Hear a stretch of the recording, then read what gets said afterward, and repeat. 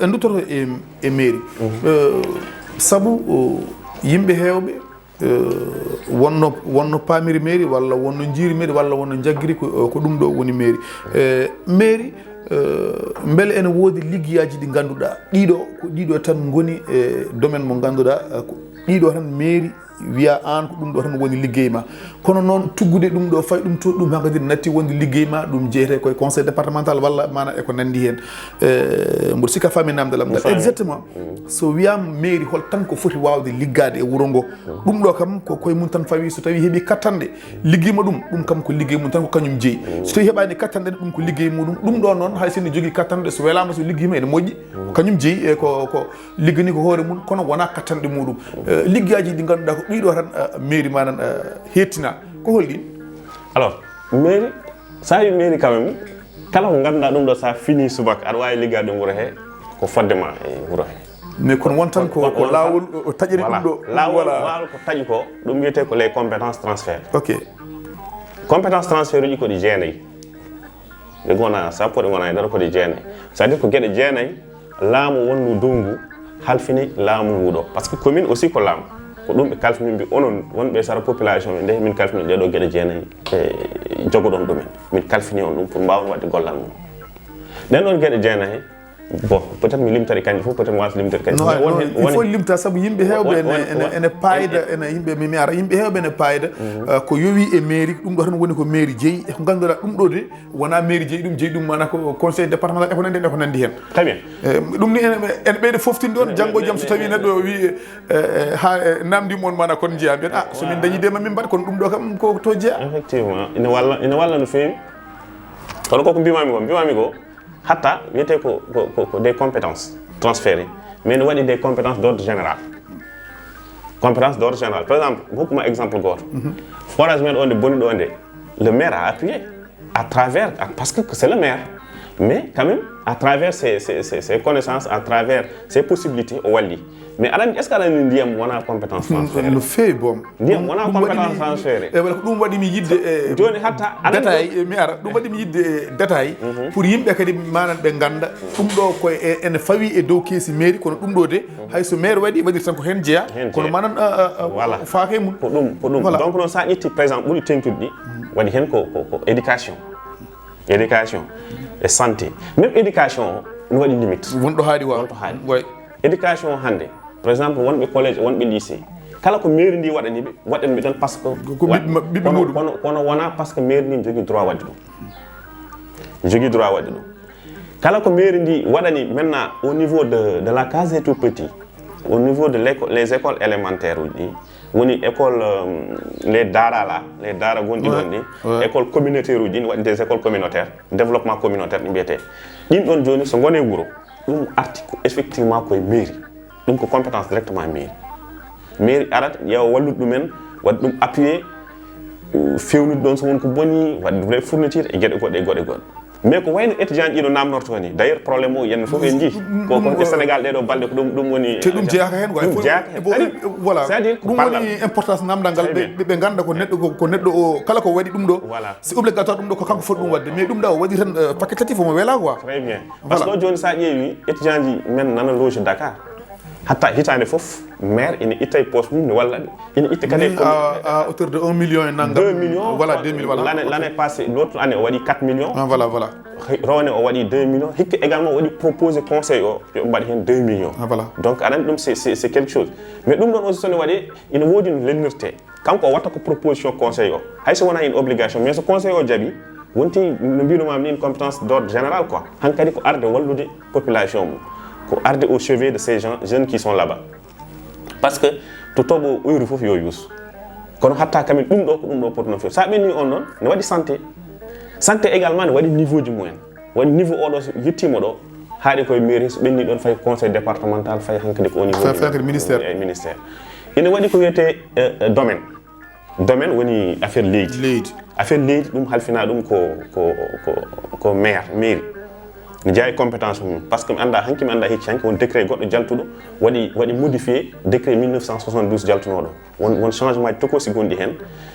in mboɗo andi ɗo emen gasnude émission ne wawi mi yaltina mi walla ɗum population par ce que important aussi ko yimɓe mbawa waɗ ɗum partage tu vois on ko hecci hanki décret on ɗon yalti waɗi modifié carrément décret 1972 dans le domaine national ko changement tout ko se gadda hen parce que nden wonno no kokkirta leydi sa hokkama leydi hol jeyɓe ɗum holɓe jeeya extra ɗum ko kesum c'est important aussi wawde wallude population sa ummimo demon ne waɗi ko wiyete urbanisme environnement a famille ɗen ɗon gueɗe foof sa rendiniɗe aɗa mbawi yaade hay timma jeenayyi bon peut être so wi mboɗo waɗ ɗum tamen gasat mais quand même ɓurɗo tengtude ɗi ko éducation santé jeunesse sport culture ɗiɗo foof kalfina ko commune sa ɓeydi hen environnement ɓeydi hen urbanisme ɓeydi hen domaine mo mbimami o presque joni keeɓa jeenayyi ɗi donc ko ɗum woni ɗi ganduɗa ɗum ɗo de sa fini subaka aɗa e commune he ɗum woni compétence uji ma kala ko ɓenni ɗiɗo jeenayyi noon wona compétence woni jettode maboɓe ɗe quoi koɓe jeeɗa ko noon wayi donc du coup que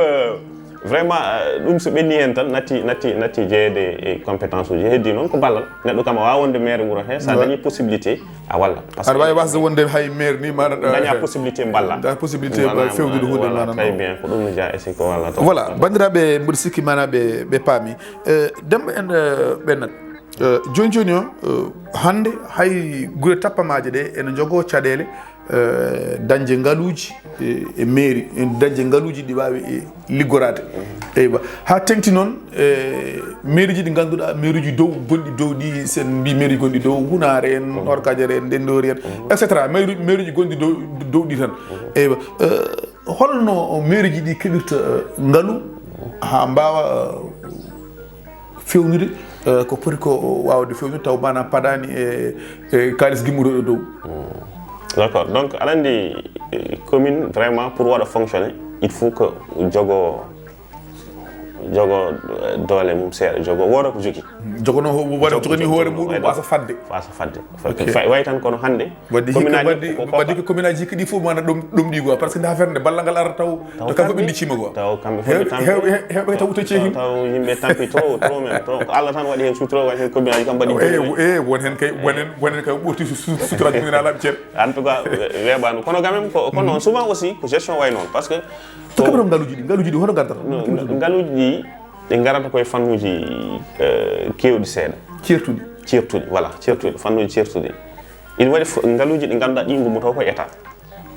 e laamu ko wiyete les fonds de dotation ou les fonds de concours ɗin garat ko laamu addata walla commune aji ɗi woni par exemple ko namɗa nani ko woni compétence uji ɗi ganduɗa ɗiɗo commune o ne foti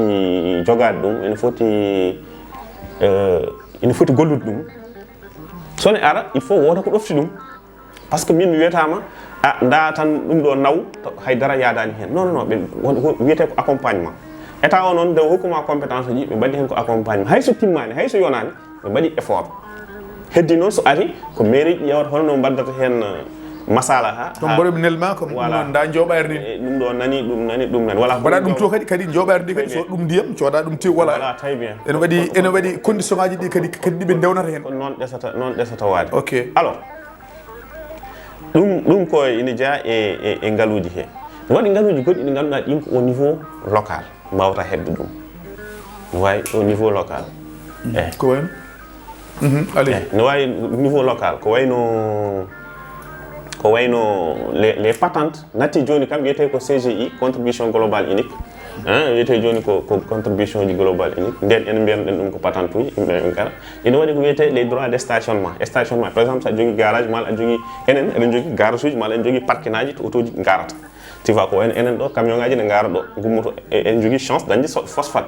camion ngaji ne gara e wuuro men ɗon joni camion ngaji ɗi joɓat wiyete ko droit de stationnement auto ji garoji wiyete ko droit de stationnement ina waɗi ko wiyete des droits de place ina waɗi goɗɗum ina waɗi des tickets de marché ina waɗi hippomobile wayno charrette aji wayno vélo ji ko wayno moto ji kala ko dogata hen ina ganda ne jogui garta no foti yobde ina waɗi ko wiyete des impôts minimum fiscal woni impôt ji ɗi impôt ji poɗɗi hokkirede ɗi ina waɗi ko wiyete les fonciers bâtis woni matanteri ndi normalement neɗɗo no joɓirta impôt hoorema ni hay kuɓeje ne poti yobde impôt kuɓeje ɗe hay galle mo mahaka woni foncier non bâti taw mahaka hay bâti ɗum aussi foti yobde mais enen ɗum ɗon fof en mbaɗani ɗum exploité pourquoi haade en waɗi ɗum exploité ko d' abord aɗa andi woni fof saɗa waɗa ɗum mbatta ɗum d'une manière progressive awa finde subaka tan ngara bada imposer neddo o wona e wadde imposer ni wadde makko directement ko ganduda o fadano dum ina way tampinde demo et puis population so tampinan commune o tampat fami tawde ko gestion mo ganduda ka kokka dum ya gère go fon jogi vision mo gère data ko waddi yimbe sensibiliser wadde seeda ne famir seeda de garta seeda hande famo e fof parce que do sa ƴeewi hande do commune aji joboji do impôt aɗa wawi limde men ɓurta goto mal ɗiɗi ɗum si des failles par contre noon enen ci commune en natata hen parce que maire o ƴetti des décisions par rapport pour ɗum ɗon surtout pour les impôts ou pour les recensements des fonciers bâtis wonɗe nder wuuro he parce que waɗi nommé des délégués de quartier Hounare hande c'est réparti en 6 quartiers leeɗe jeegom légal fof jogui un délégué de quartier responsabilité délégué de quartier ina jeeya hen wadde recensement ji ɗum ɗon population ina waɗa hen wadde recensement ji kuɓeji gonɗi toon e goɗɗum wawa wallude commune o ha wawa dañde gartam e banggue impôt ɗum ko banggue ko wona ɗum ko ina wodi goɗɗum ko wiyete comité de fiscalité ɗum ɗon jiidani kadi e commission ji gonoji e mairie ɗum ko comité de fiscalité mo ganduɗa ko impôt et domaine garata balla commune o ha mbaɗa monté ɗin ɗon comité ji Hounare également on ɗon comité ko dariɗo so darima joni so yeehi ha impôt ji ne mbaɗe kamɓe mbaɗata recensement ji kala ko wayno boutique kala ko wayno ganduɗa magasin kala ganduɗa wawi ɗum ɗon wawi yaltinde ngaalu e banggue wuto heɓe ndendina ndin ɗon jawdi foof noon so heɓama ɗum fati ko au niveau du trésor ko ɗum wonata wiyete les fonds propres on fonds propre so ari wona banggue en général pour wade maade mala gueɗe won ɗin ɗon jawdele garoje ko fonds propre fonctionnement heewi yaade par ce que rare jiya ɗin ɗon on non kalis waɗe investir a wawa waɗde hen on kalis so fayi so waɗaka investir o watte ko fonctionnement c'est à dire fonctionnement de quoi fonctionnement ko mbiyata fonctionnement aɗa andi fonctionnement ne heewi gueɗe yan on holko mbiyata fonctionnement ko ɓuuri hen ko famnade hen ɓuuri hen famnade par exemple sa ƴetti golla liggotoɓe d' abord won yimɓe ne liggo ɗum par ce que kala to jiiɗa golla maire mon ala liggotoɓe on kam maire mon ala liggotoɓe minen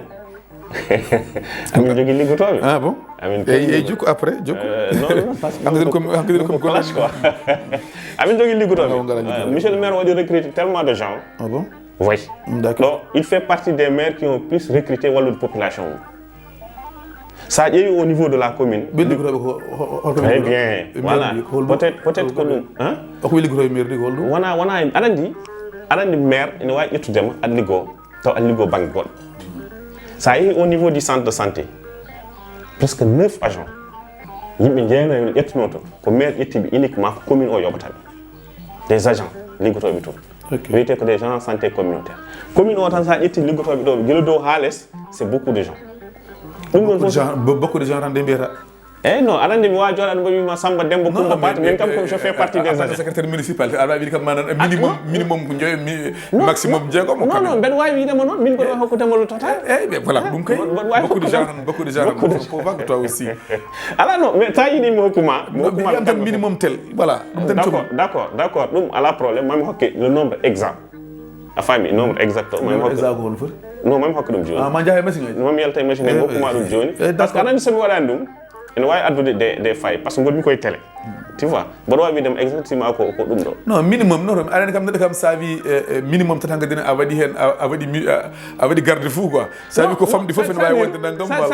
c'est à dire ko d' abord aɗa andi mairie kam so wiyama tan effectivement aɗa jogui ɗum ɗo ko ɗum quoi kadi wiide aussi ne waɗa yaltinde commune mum ko jogui ko potentialité ji mum ɗum aussi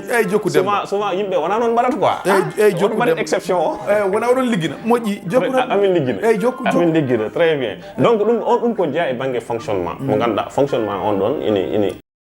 Sénégal ay slogan nañu booloo doon benn liggéey suñu réew mi amul joola amul séeréer ala Haalpulaar ala Jolfo ala Bambara ala Soninké ala Haasunké nañu booloo